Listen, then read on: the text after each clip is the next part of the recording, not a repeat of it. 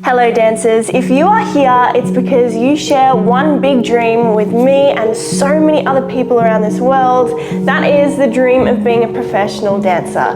Whether you want to travel the world on cruise ships or in musical theatre or dance for the biggest pop stars, you know that deep down this is not just some fantasy. You are supposed to do this. Something inside your tummy is just yelling out at you, telling you that you have to go and chase this dream. But here's the thing, making that leap from dreaming to actually living that life that you're after can seem like such an impossible mountain to climb. How do you actually make that happen? Well, you're not alone in this. Many dancers feel the exact same way, stuck in this constant loop of how do I get there from here?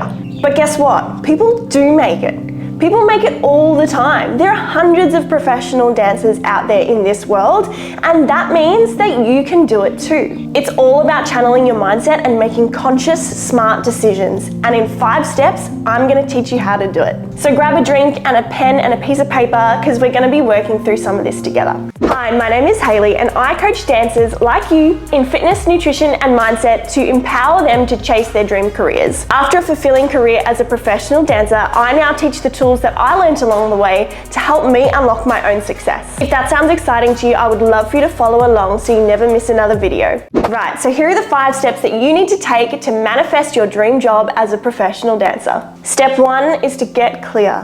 What do you want? What do you really want? Not what you think you should want, not what your parents want for you, not what you think your body type is mostly suited for. None of that. What do you truly want? Is it to move to New York and perform on Broadway? Is it to travel the world and dance on cruise ships? Is it to tour with J-Lo and perform in her shows? The sky's the limits. Like, that was just 3 examples, but there are so many different options for you as a dancer. You just need to get clear on which one is for you. So with that piece of pen and paper, I want you to write down just everything that is on your mind right now. Get it all out. Do a big brainstorm of everything going on in your mind and what you want. You could create a vision board, you could stick stuff up on your wall, anything that you need to do to get clear on what you truly want. So if you are feeling a little bit stuck and don't know which way to go, here are 3 journal prompts that can help you. If money was not a factor, what would I want to spend my days doing? What type of lifestyle would I want to be living? And if I knew I couldn't fail, what career would I go for and what would I want out of life? That last answer is a trick question. That's the goal you have to go for. And please, I beg you, please go after this goal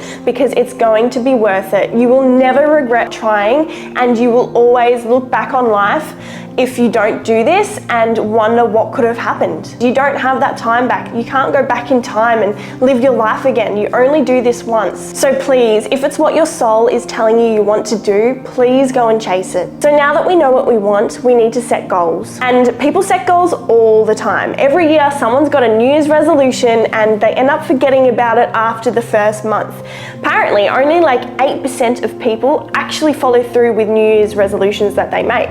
Why is that? It's because we're not good at taking action on the goals that we set.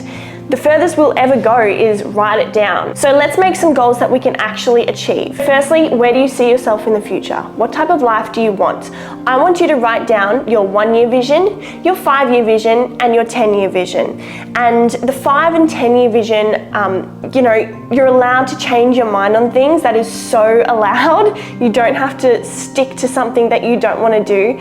Life happens and things change, but setting goals for where you can expect to be in 10 years' time can really help you find clarity on where you're headed towards right now. Next up is strategy journaling. So I want you to write down what's not working right now, what barriers are currently in your way, and what daily and weekly habits are currently holding you back. Identifying what's not working and the barriers you currently face are really going to help you find clarity on your goal and habit setting. So now we set the goals, but there are a few different types of goals that you can make. First up is your outcome goals. These are goals that happen over time as a result of the action and effort you put in, combined with opportunity. It is the outcome of everything that you've put out into the world, but you cannot physically grab it yourself.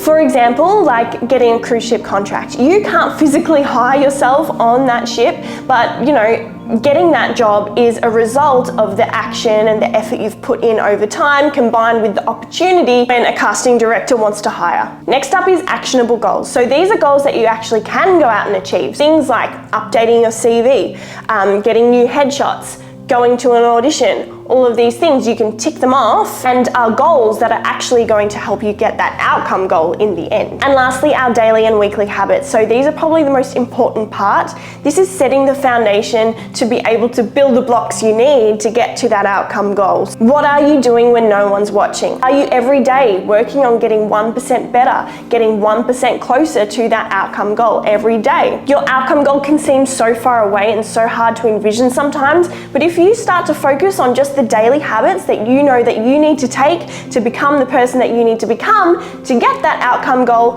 it's going to come around a lot faster than you think. So an example of habits are you going to dance classes every week? Are you going to the gym X amount of times per week? Are you hitting your protein goals? Are you meditating? Are you journaling? Are you doing all these things that are really going to help you become a better person?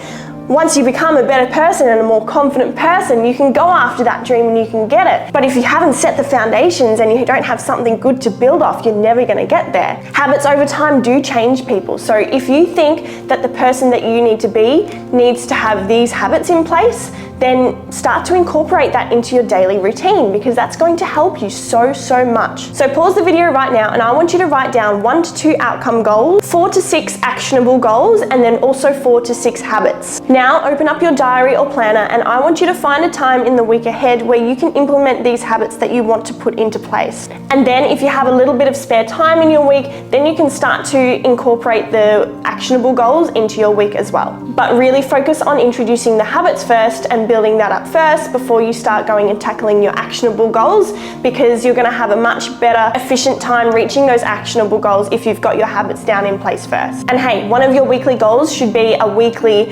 self-check-in process where you're assessing how you're tracking, seeing if you're ticking off your goals, things that are working, things that are getting too overwhelming, and making sure you're always working the best that's the best for you. Step 3 is visualization. Start visualizing the person that you want to be in the future. What type of person are you when you have that dream job that you're after? And what is the difference between that person there and the person you are right now? We need to start bridging that gap between who you are and where you want to be, because we're never going to get to this point if we stay here all the time. We need to start to work towards this future you that you think that you need to be. Now, it's easy to think about your future self as being this superhero who can just overcome everything, and things that bother you right now aren't going to bother you in the future, but that's just not true. You're still the same person in the future. But what can you incorporate into your life now that's going to help you become the best version of yourself, so then you can become that person that you think you need to be to get that job? This future version of you, what do they think about themselves? What do they do on the weekends? What do they do during the week? How do they show up on stage? How do they present themselves to others? What's their morning routine? I want you to try and imagine all of these things, every aspect of this future life that you want. And then piece by piece, let's start to work on introducing that into your life right now. You have to change your inside to start seeing change on the outside world around you. If you are the type of person that goes to the back of a room in a dance class, but you think that a successful person stands in the front, start doing that now and do it consistently. Don't just do it once and then, go back to your comfort zone. Start becoming the person you need to be. So visualization can be a really great tool to see where we want to be in the future, but it actually can also be a tool to help with performance. So my favorite story about visualization comes actually from the Australian sailing team in 1983. So they were competing in the America's Cup, and for 132 years straight, America was the only team to ever win the race. But this year, Australia really wanted to win the title. So the coach at the time recorded a guided narration of every single step that they were going to have to take during that race. The team listened to it twice daily for months and months and months on end. And they got to a point where they just were so conditioned to know that they were going to win the race. By the time the race actually did come around, they just couldn't imagine not winning, because they had won time and time again, twice daily for months. So research on visualization and performance has shown that incorporating mental imagery techniques can enhance skill development and improve performance outcomes in various domains. Studies have demonstrated that engaging in mental rehearsal activates neural pathways similar to physical practice, which can lead to improved technique, confidence, and reducing anxiety. While I'm definitely not saying stop doing dance classes and just visualize your dance classes instead, it has been shown that incorporating both mental and physical rehearsal can be the best thing that you can do to get the best performance outcome. So I would say for us dancers, an audition setting would be a really great place to start incorporating visualization techniques. Can you start to visualize being in that audition room? Can you start to imagine nailing your kicking combo? Can you start to imagine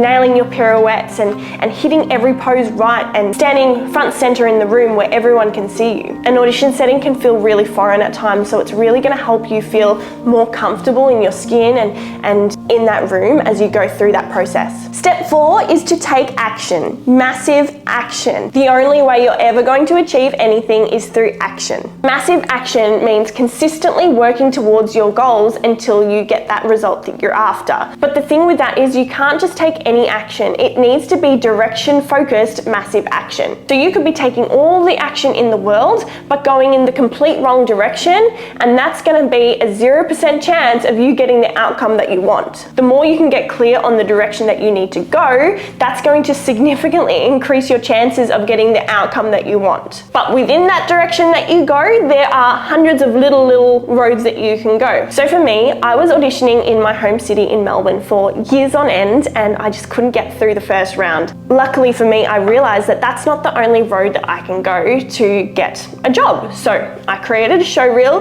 but as I was sending that off to people all the time, I started to go to auditions in Sydney, and I got through to the end for the first time when I was in Sydney. So you really don't know what doors could open for you when you start to look around and see the different options. And then it wasn't until I moved to London, to the other side of the world, that I actually got my contract. So if I had just stayed in my home city and not gone out and tried to explore different options, I may never have gotten a contract. And I'm not saying fly to the other side of the world and start auditioning there, because the road is different for everyone. Everyone has a different journey ahead of them, but I'm just trying to reiterate that there are so many options that you can take. It's not just a one-way street for us. There are so many options, especially for dancers. It's so unpredictable. So really just start getting yourself out there and making sure you're taking the right steps towards the specific goal that you need.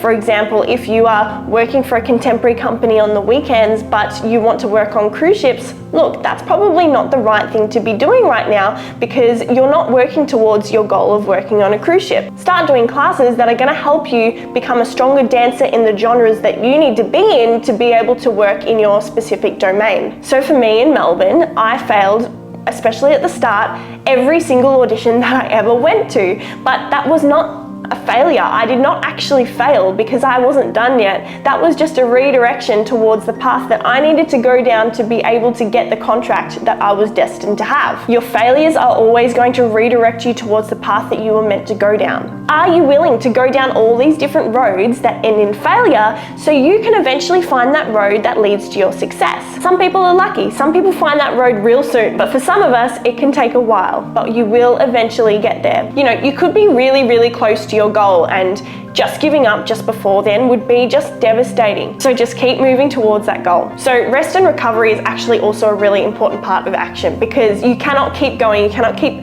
the tires moving unless you've got rest and recovery involved, and definitely something I'll be getting into in a different video. If you want to be in the top 3% of dancers that actually work and get to have a performance career, you have to work harder than 97% of the other dancers out there. Have you actually thought about that before? That is massive.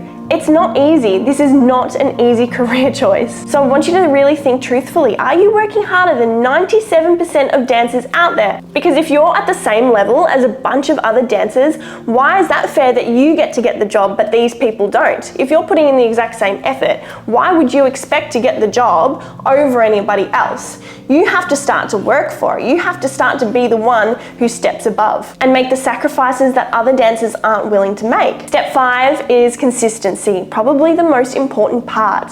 Who are you when no one's watching? What steps are you taking when no one else is watching? The person who you show up as in front of everyone else, are you that person behind closed doors? Or do you quit when the going gets tough? Being consistent in your ambition and showing that dedication to yourself is so important and so life-changing, and it's going to give you so much confidence. And be ready to step into your job tomorrow. If you got a call from a casting director and said, hey, I've got a contract for you, you have to start tomorrow though. Would you be able to actually do that, or would you have to turn it down? Are all of your passports in check? Is your fitness at an appropriate level for the contract? Is everything in your life lined up to be able to step into that job tomorrow? Because if it's not, you need to make sure it is. Like I said before, start acting like the person that you need to be and be consistent with it. Don't just do it just for a bit. Do it for as long as it takes.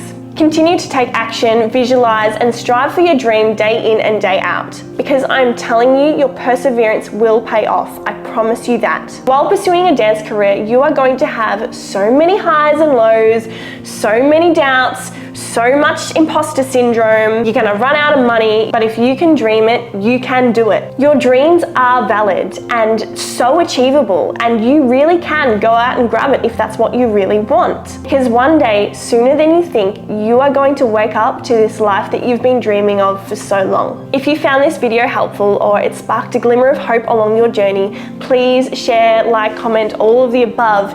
It really means a lot to me because I'm just trying to help as many dancers as possible believe in themselves, because if I could make it happen, then you can too. If I can help just one dancer realize their power, then my work here is done. Stay tuned for more videos to come, but for now, catch you next time.